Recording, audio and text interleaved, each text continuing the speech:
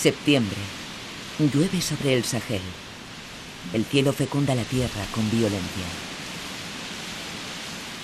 Ama, el dios del agua, de la humedad, de la fecundidad, se ha expresado.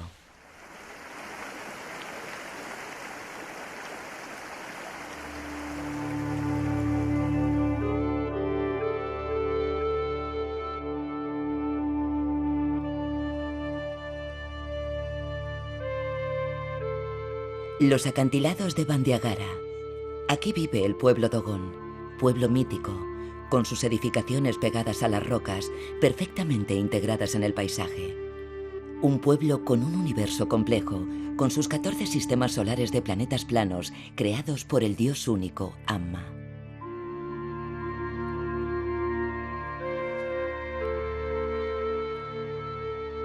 Los acantilados de Bandiagara.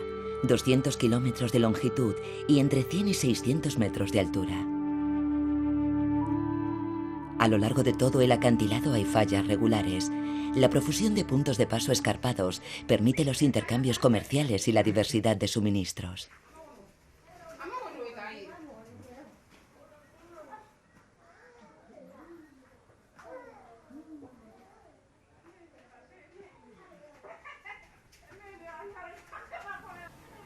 En la meseta hay numerosos pueblos, con una arquitectura muy peculiar, hecha de tierra y piedra.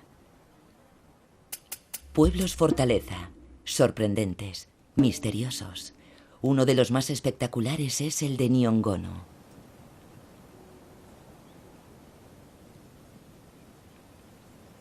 El pueblo de Indeli, al norte del acantilado, es uno de los más tradicionales. Dominando la extensión de edificaciones, la Toguna, la casa de los ancianos.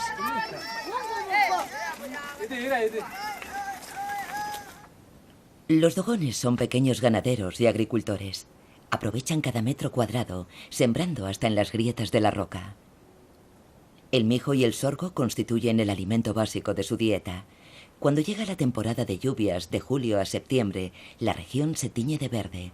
Se necesitan 3 meses para que el maíz madure y ello requiere agua en la cantidad y con la frecuencia adecuadas. La calidad de los cultivos dependerá de 2 o 3 tormentas de septiembre.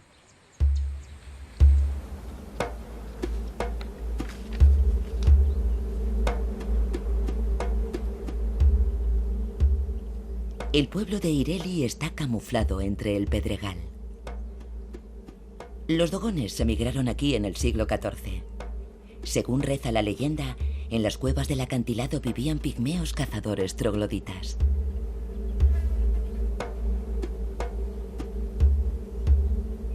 Los dogones, agricultores, despejaron los bosques. Entonces, los pigmeos emigraron hacia el África Central. Desde entonces, las cuevas se utilizan como sepulturas. El culto a los muertos es un elemento esencial en la religión de los dogones. En muchas casas se muestran los símbolos del culto, la serpiente levé y a menudo las máscaras.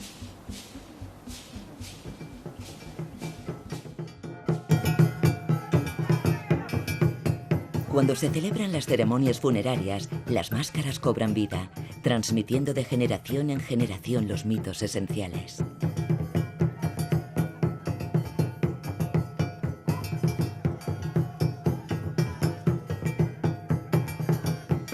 Máscaras de madera o capuchas de fibra, son todas hermosas y están llenas de vida. Faldas escarlata, telas extravagantes, símbolos del sol. Representan la luz, el alimento esencial del hombre. La casa de varios pisos muestra el recorrido del sol, de este a oeste, del alba al crepúsculo.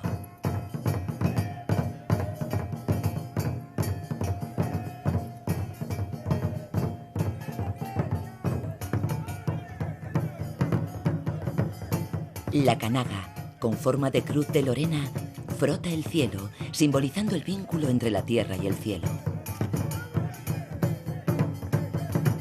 El simbolismo de la danza es extraordinario. Cada instrumento, cada paso, cada accesorio tiene un significado. Todo está perfectamente organizado. Los animales, los humanos, los elementos de la tierra, el agua, el cielo, los elementos foráneos, todos están aquí.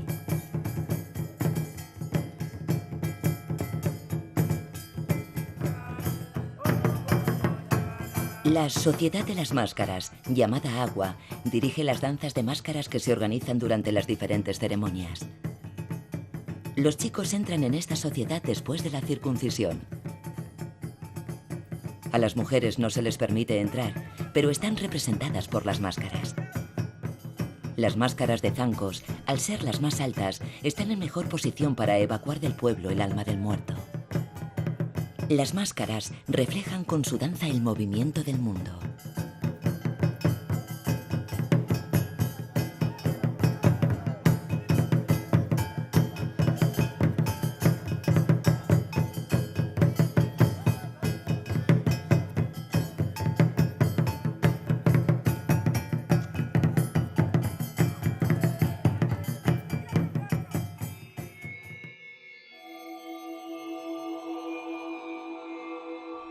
Los ancianos saben que el mundo cambia inexorablemente.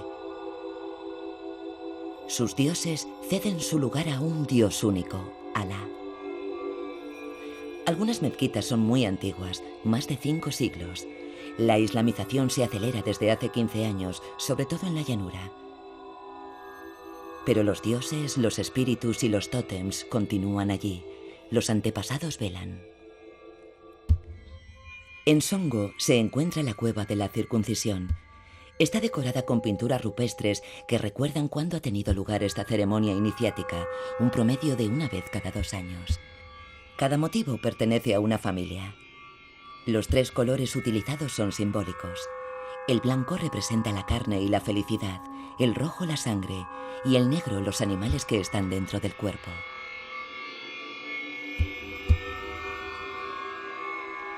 La Jinna, o casa familiar, decorada con alveolos, guarda los fetiches protectores del pueblo.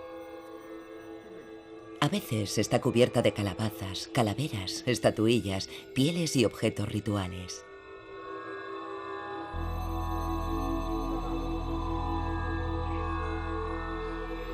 El Ogón, el hombre más viejo del pueblo, es el sacerdote del culto de la serpiente Lebé, el ancestro mítico, la gran serpiente. No puede tener contacto físico con nadie. Tiene prohibido salir del perímetro de la casa que se le ha atribuido. Este es el Ogón del gran pueblo de Sangha. Frente a su casa hay un altar espolvoreado con gachas de mijo. Es un sacrificio ritual.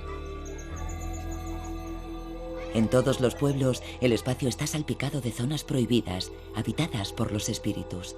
Aquí, por ejemplo, el hijo primogénito no puede poner nunca un pie, ya que desataría la ira de las fuerzas del más allá. Las puertas y postigos están decorados con frisos esculpidos que evocan la mitología, los tótems, como tortugas o cocodrilos. Varios pueblos cuentan con un estanque donde toman el sol multitud de cocodrilos sagrados.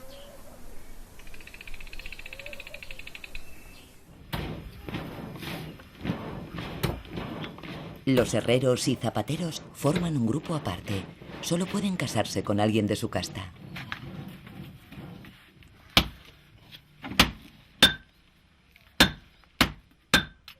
No participan en los cultos de los dogones y tampoco tienen derecho a cultivar la tierra. Son temidos, ya que poseen poderes. Y son queridos, ya que era su casta quien antiguamente traía el hierro para fabricar hachas, cuchillos e instrumentos agrícolas.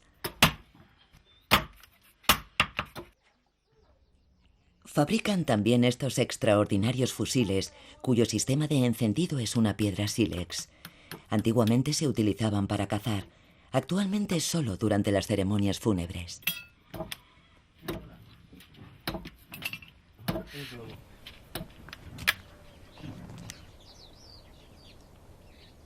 Una vez hilado por las mujeres, los hilos del algodón se disponen según los preceptos de los dioses. Bien extendidos y desenrollados, se secarán y serán preparados por los tejedores. Solo a los hombres se les permite tejer.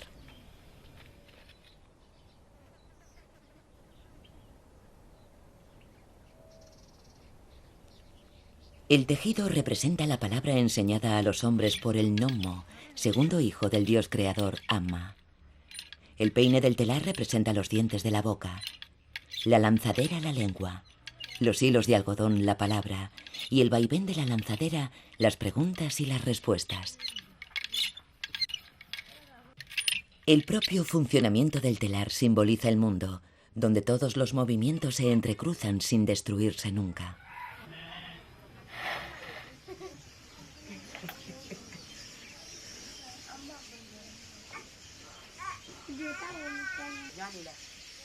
Para realizar los motivos geométricos blancos sobre estos vestidos típicos de color índigo, utilizan un método tan sencillo como ingenioso.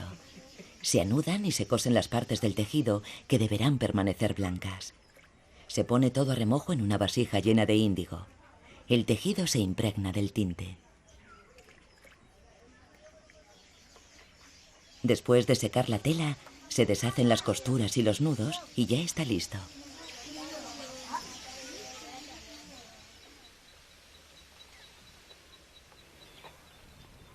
Yenduma. Oculto, casi invisible a los pies del acantilado, este pueblo ha sabido conservar una bella autenticidad. Sus chozas y graneros de barro cubiertos con techos de paja han sido construidos en la más pura tradición. En la parte más alta, sentado en la toguna, un anciano confecciona un cordel con fibra de baobab. Desde aquí, el anciano domina todo el pueblo. Lo ve todo y lo oye todo.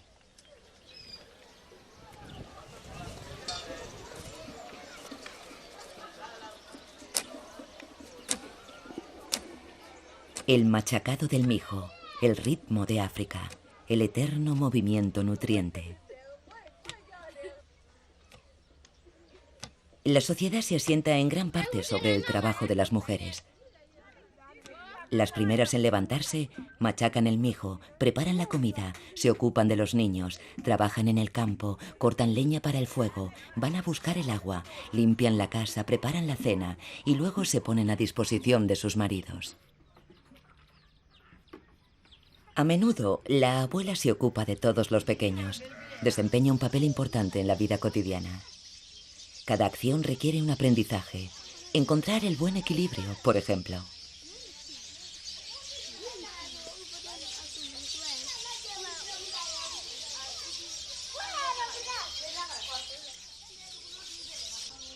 Los saludos de los dogones son legendarios y cada encuentro es objeto de un intercambio de cortesías que puede durar varios minutos.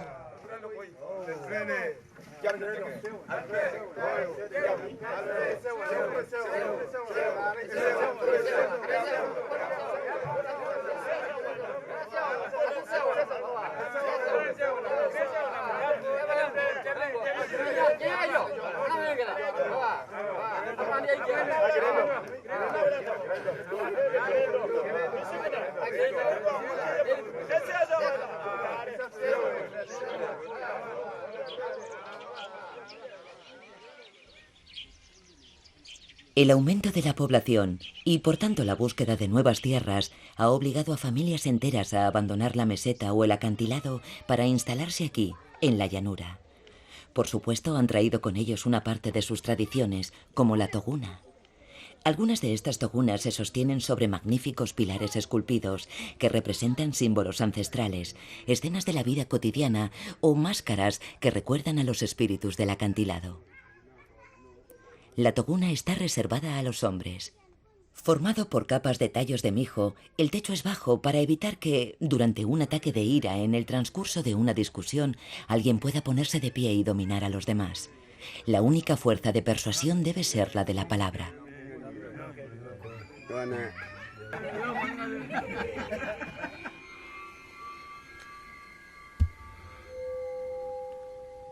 Los adivinos predicen el futuro y dan consejos utilizando la tabla del zorro. Dibujan un rectángulo en la arena, trazan diversos signos y depositan o clavan en él tantas piedras y bastoncillos como preguntas deseen formular. Las huellas dejadas por un zorro que vendrá durante la noche serán la respuesta y permitirán adivinar el futuro.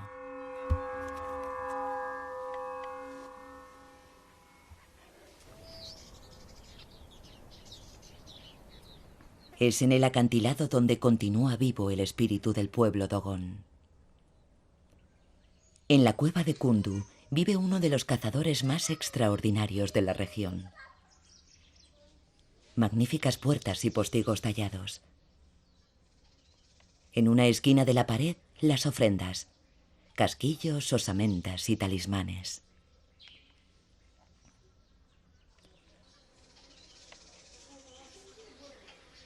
La casa está decorada con símbolos de caza y trofeos. Antílopes, monos, aves, cráneos, pieles, estatuas. Un mundo extraño. Hace mucho tiempo que cambió su viejo fusil a piedra por esta arma llegada, no se sabe cuándo, de Rusia. El hombre caza. Dirige su clan. Él es el único que tiene permiso para entrar en el granero donde se guardan las espigas de mijo. Es él quien da a las mujeres la ración que debe machacarse para la cena.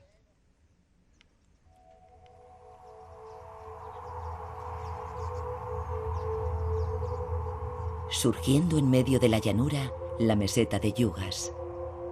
Este impresionante bloque rocoso está considerado el corazón del país Dogon.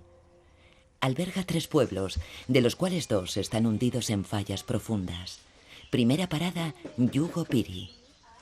A la sombra de los baobabs, los hombres confeccionan cestas redondas con fondo cuadrado, a semejanza del universo.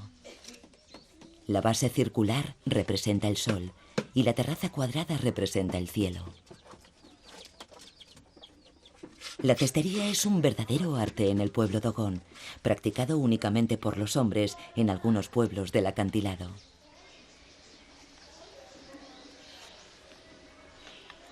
Los habitantes del pueblo custodian los graneros ancestrales. Allí se guardan las máscaras y tambores sagrados, de donde solo saldrán con motivo de la celebración de las grandes ceremonias. Las cuerdas que permitirán elevar a los muertos hasta su última morada. Profundas grietas desgarran la meseta, formando a veces pequeños rincones de frescor.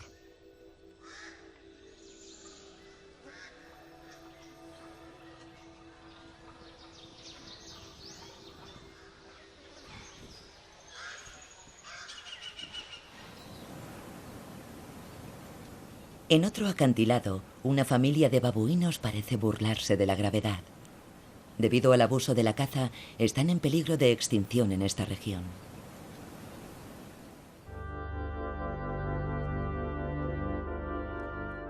El agua es escasa. Estamos en octubre. La estación seca comienza y durará 8 largos meses.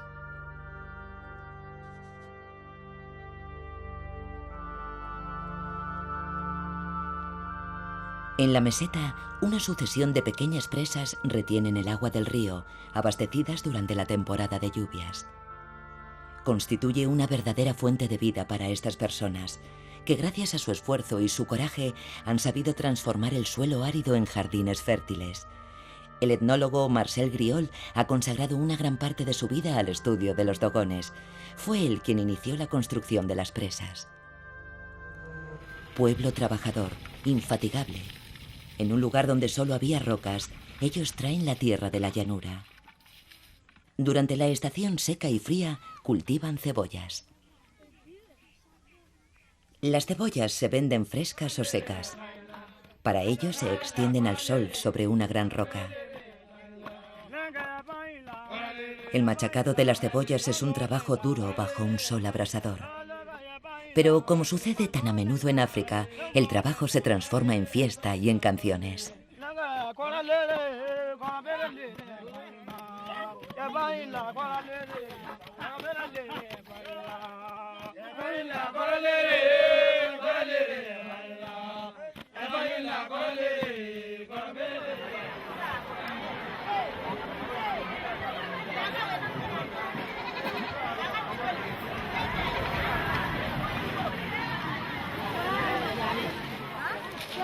Como ocurre en todas partes del mundo, las mujeres se reúnen en el mercado, lugar social por excelencia.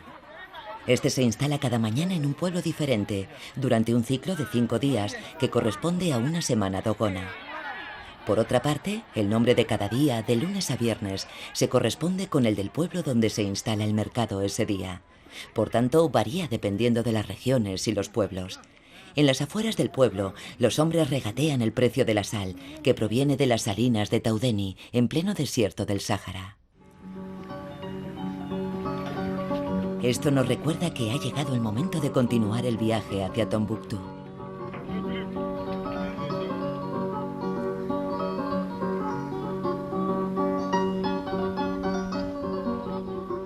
Estamos llegando a la ciudad de Djenné, hermana gemela de Tombuctú. Construida sobre una isla entre dos brazos del río Bani, afluente del Níger, Djenné ha jugado un papel primordial en los intercambios comerciales entre los mundos nómadas y los sedentarios, los mundos del río y los de la tierra, desde la Edad Media. Esta ciudad está construida enteramente con adobe. Muchas casas muestran una influencia andaluza y marroquí, vestigios de la época en que los pachás marroquíes gobernaban en esta región, hasta Tombuctú.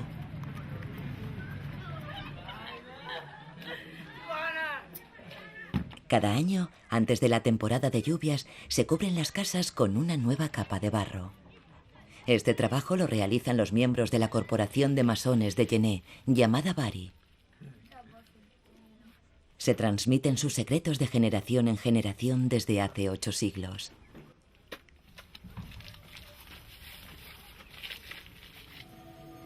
Los ladrillos de adobe están hechos de barro, paja y manteca de karité. Esta última favorece la impermeabilidad. Es una ciudad con una arquitectura excepcional que actualmente forma parte del patrimonio de la humanidad. Camino de Tombuctú, el explorador René Caillé pasó aquí muchas semanas. Djenné, con su fabulosa mezquita, el edificio de tierra más grande del mundo. Esta edificación fue construida a finales del siglo XIX sobre el modelo de la antigua mezquita del siglo XIII. Las paredes están erizadas de vigas de palmera que sirven de andamiaje permanente. Ambiente de calma, de misterio y de tolerancia. Djenné contaba con 36 mezquitas, 40 escuelas coránicas y 12 universidades. Todavía hoy, la gente acude desde todos los rincones del país por la calidad de la enseñanza que se imparte, tanto a niños como a adultos.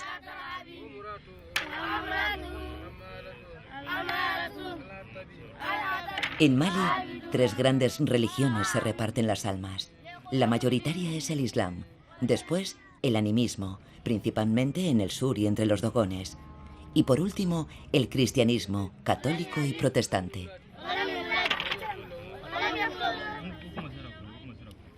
El Islam maliense se ha caracterizado casi siempre por su rechazo al fanatismo.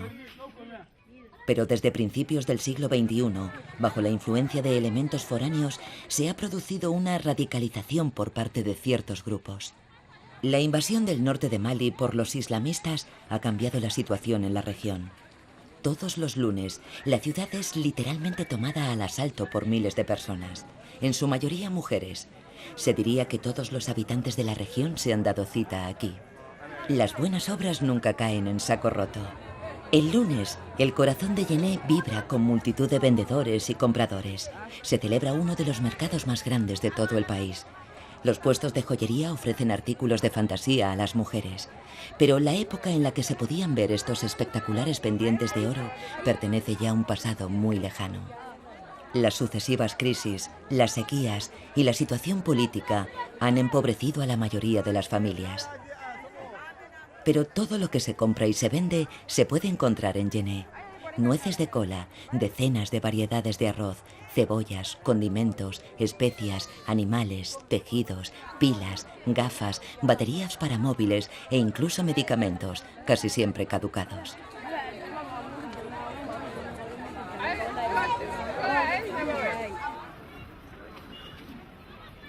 En la confluencia de los ríos Níger y Bani se encuentra la ciudad portuaria de Mopti.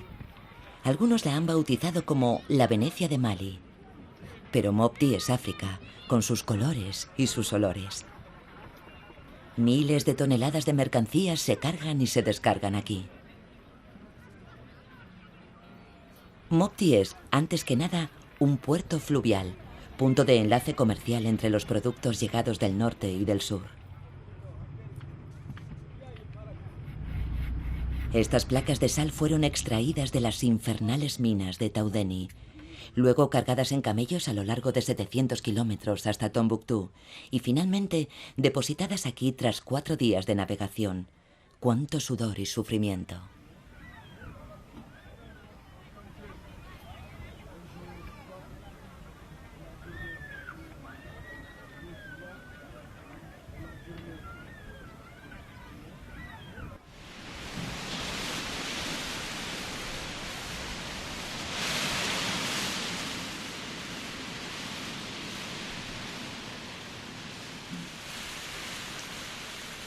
El viento se ha levantado, haciendo inútil cualquier resistencia.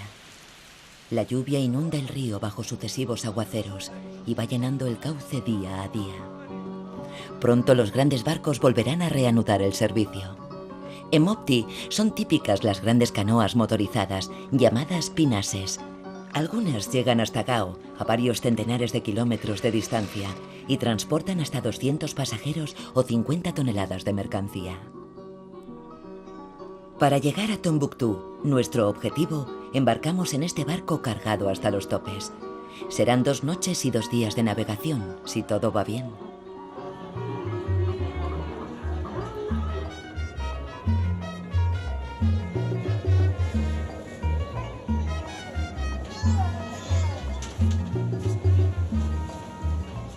Alrededor del equipaje y de la carga se organiza toda una vida.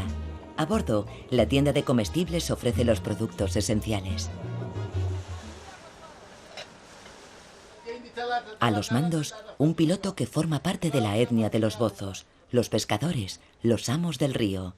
Conoce el río como la palma de su mano, sus estados de ánimo, sus bancos de arena, sus meandros.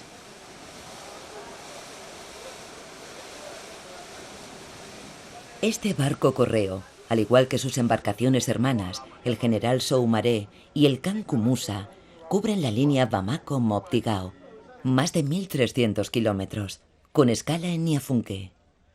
20.000 pasajeros viajan entre julio y noviembre. 5 meses de campaña, como dicen aquí, si la crecida lo permite, puesto que las inundaciones varían mucho de un año a otro.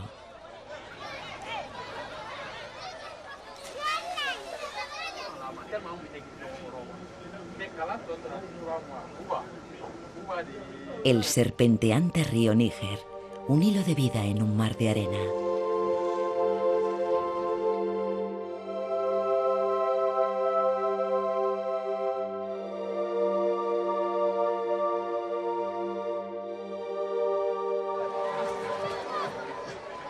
En cada parada, los comerciantes bajan al muelle y organizan un auténtico mercado. Es una algarabía de colores, olores, ruido y buen humor.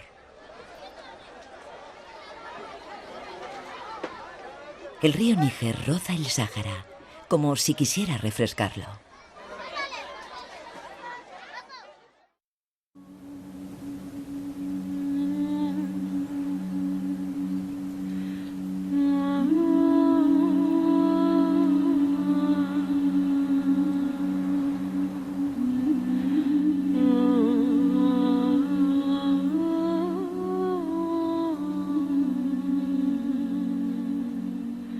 Y finalmente, llegamos a la misteriosa ciudad de arena por la que tantos sueños acabaron en pesadilla.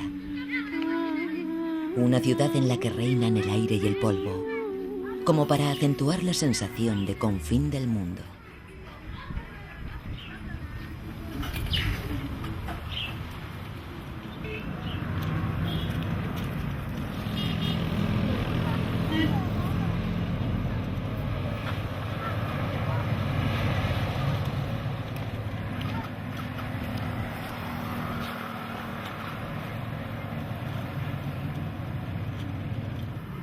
Tombuctú, encrucijada comercial, cultural y religiosa.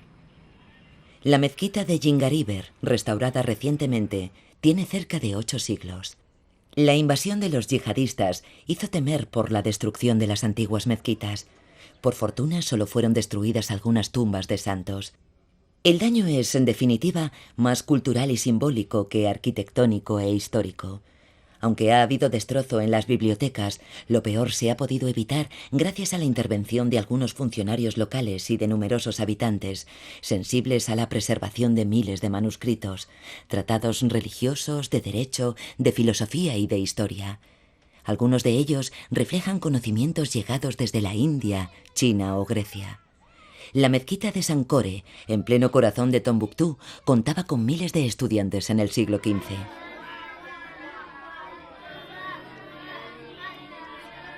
Aquí, el Islam se enseña en numerosas madrasas y los niños repiten incansablemente los versículos que se aprenden de memoria. En Mali hay dos sistemas educativos, el oficial, en francés, y el coránico, que se limita prácticamente a la enseñanza del Islam y sus preceptos.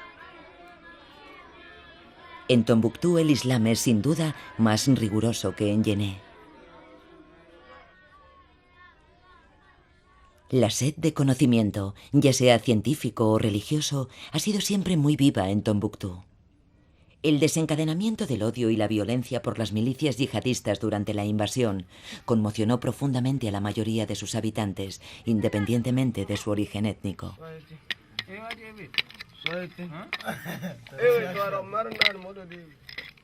Por la tarde, se forman pequeños grupos que pasan horas y horas jugando a juegos tradicionales. Algunos típicamente africanos, otros provenientes de Oriente Medio.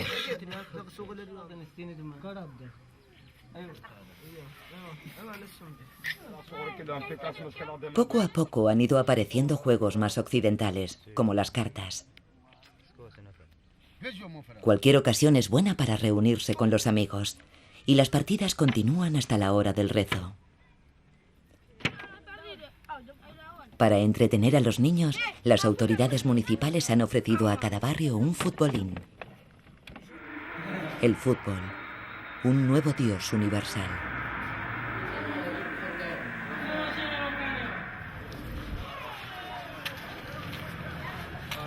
Antes, algunas mercancías venían de Oriente. Hoy en día, la mayor parte de los objetos que se venden aquí están fabricados en China. La carnicería principal. Aunque la presencia de las moscas pueda sorprender al consumidor eventual que se encuentra de paso, la carne aquí es completamente natural, libre de productos químicos. Tras años de sequía, la ciudad ha experimentado un progreso económico innegable. La supuesta existencia de yacimientos de petróleo y uranio podría explicar también en parte el renacido interés que esta región ha despertado en las potencias extranjeras. Los acontecimientos de 2012 y 2013 pesarán sin duda sobre el desarrollo de la ciudad, a menos que se confirme la presencia de petróleo y uranio. Los sastres de Tombuctú han pertenecido siempre a la clase alfa, personas que se ganan la vida mientras cursan estudios en las escuelas coránicas o en el instituto. Antiguamente, esto permitía a los estudiantes de origen humilde continuar con su educación. Los maestros de la confección enseñaban no solo el oficio, sino también los preceptos del Islam. Tombuctú, ciudad a la que el azote del siglo no perdonó. En el siglo XV, Tombuctú tenía alrededor de 100.000 habitantes. En 2010, alrededor de 35.000. La ciudad, poblada principalmente por songhais, tuaregs y árabes, fue núcleo comercial subsahariano hasta el desarrollo de los puertos marítimos de África Occidental.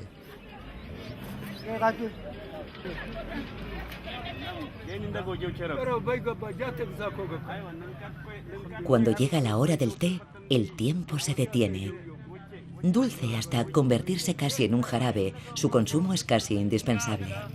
Los 3 vasos de té constituyen en la actualidad un ritual cotidiano insoslayable.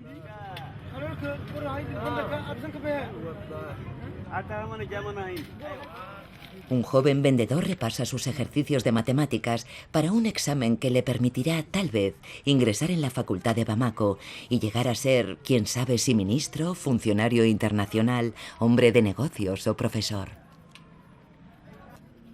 Y mientras nuestro futuro universitario repasa sus estudios, los comerciantes songhais se desafían a las damas. Aquí no se es rico en dinero, sino en tiempo, en amistades, en relaciones humanas.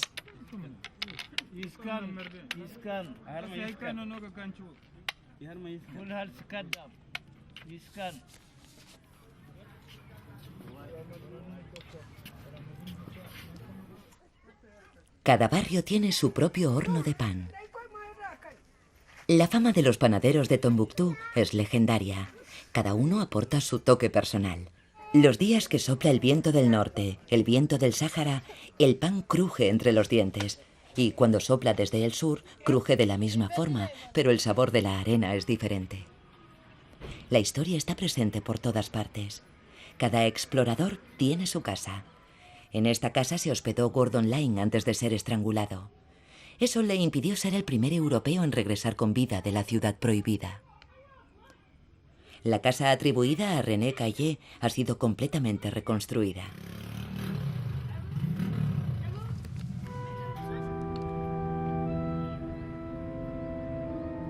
Nunca sabremos por qué estos jóvenes soldados decidieron venir aquí, a los confines del mundo, en busca de aventura, de sosiego, quizás simplemente del olvido.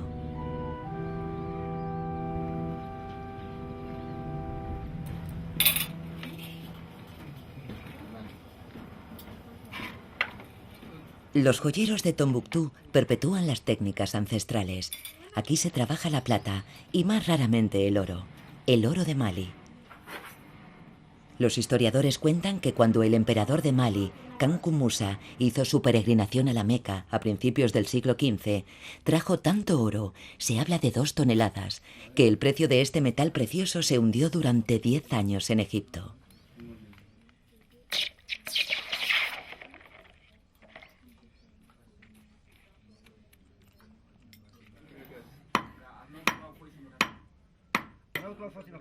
Los lingotes de plata se trefilan, es decir, se afilan, haciéndolos pasar por agujeros cada vez más finos hasta convertirlos en un delgado alambre. Las manos pequeñas realizan estas joyas destinadas a las esposas de los comerciantes ricos y a los hombres de negocios de la ciudad.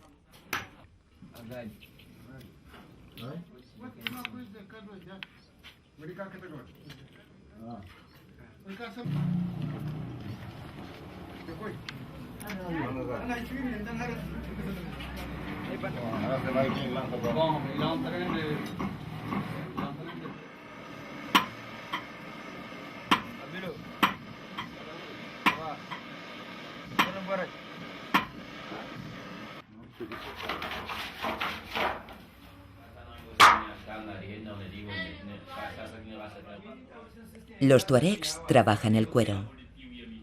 Algunos de ellos se han especializado en la encuadernación o en la realización de tapas duras para libros o documentos. Utilizan principalmente cuero de cabra o de oveja, ya que la piel del camello se trabaja peor.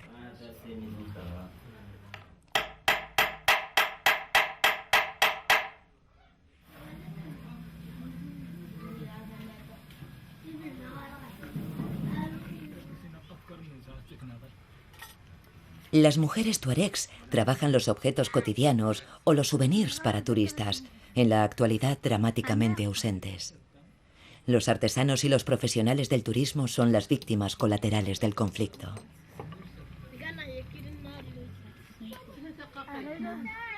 Ata, el herrero. Hace 15 años aguardaba con impaciencia el Rally París-Dakar para recuperar las carrocerías de los vehículos y convertirlas en cuchillos y otras espadas tradicionales que después vendía a los participantes del siguiente rally. Musa, el griot, cantante y narrador, pertenece a la casta de los herreros. Al igual que su padre y su abuelo antes que él, enseña a su primogénito el arte de la guitarra y el canto. Pero aún faltan años para que su nombre sea alabado en la región de Tombuctú.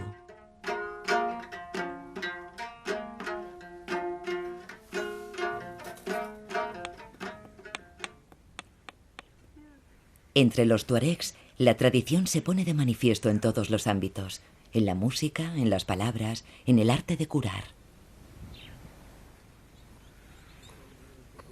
La vida de Zara ha transcurrido entre alegrías fugaces y el sufrimiento compartido con otras mujeres del campamento. Niños muertos a temprana edad, la represión de algunos militares que confunden con demasiada frecuencia a civiles con rebeldes nómadas, el exilio en Mauritania y la pobreza extrema. Ella acabó por sedentarizarse y hoy ejerce el arte de curar por medio de las piedras y las plantas.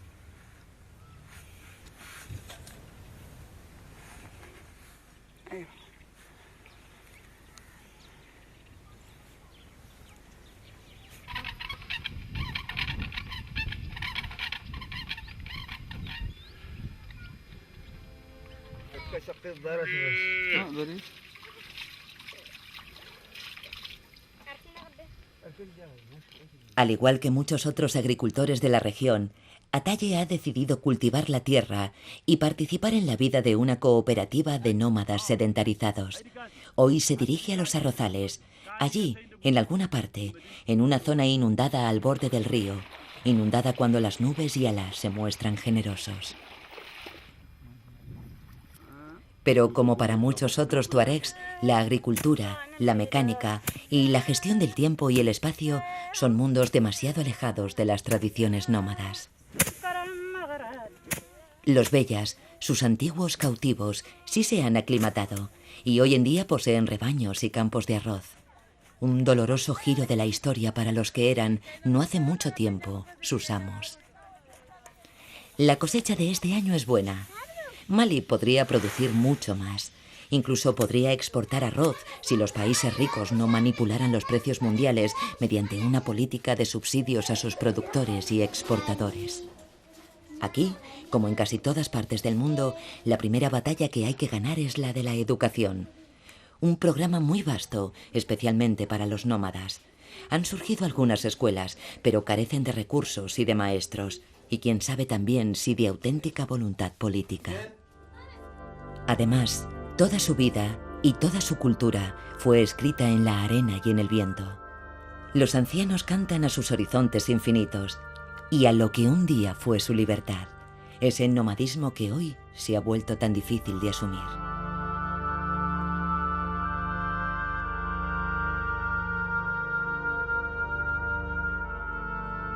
A menudo, la vida pende solo de un hilo o de una cuerda, la que sujeta al camello y le impide huir con la comida y el agua que transporta. La misma cuerda que permite extraer el agua del fondo de unos pozos que a veces alcanzan los 50 metros de profundidad.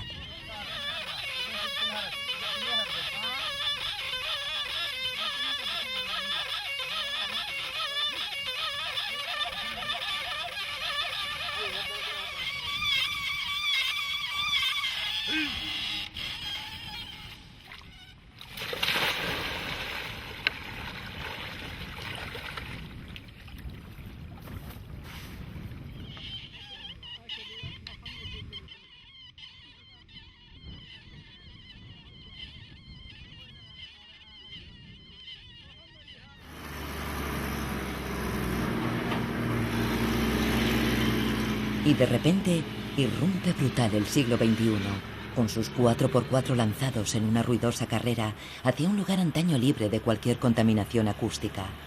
Essakane, con sus dunas de arena. Essakane, donde durante muchos años se celebró un festival de música.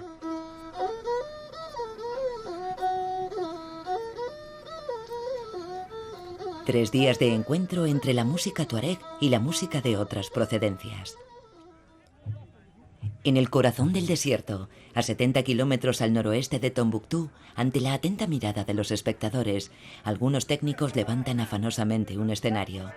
Durante 3 días, malienses, senegaleses, nigerianos y turistas comparten aquí, en la embriaguez del desierto, aquello que une fácilmente a los hombres de todas las culturas y todos los orígenes. La música de los grandes espacios abiertos. Por desgracia, la amenaza terrorista de grupos próximos a Al-Qaeda hizo que el festival del año 2009 fuese el último en celebrarse en pleno desierto. En 2010 tuvo lugar en las afueras de Tombuctú y después, sencillamente, acabó por desaparecer. Solo nos quedan estas imágenes y esta música, un reflejo de la magia del desierto, de la magia del Sáhara. El renacimiento de este festival será la señal que marque el regreso a la libertad, el canto de la esperanza frente al odio.